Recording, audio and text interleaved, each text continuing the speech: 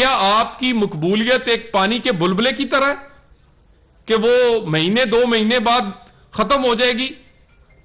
آپ کو یہ ڈر ہے کہ وہ کیسز جن کے نتائج آنا باقی ہیں وہ نتائج آ گئے تو آپ سارے تاحیات نااہل بھی ہوں گے اور شاید جیل میں بھی ہوں گے۔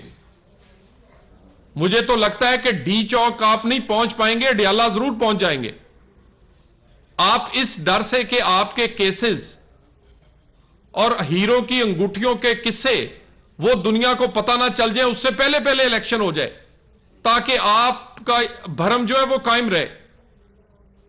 یہ دونوں چیزوں پر کوئی بات چیت نہیں ہو رہی۔ کسی قسم کی بات چیت ہوگی تو اسمبلی کے اندر ہوگی، اسمبلی کے فورم پر ہوگی، اور مدت کم کرنے پر کوئی بات نہیں ہوگی حکومت کی، کیونکہ یہ ممکن نہیں ہے کہ مشکل ترین اقدامات نون لیگ کرے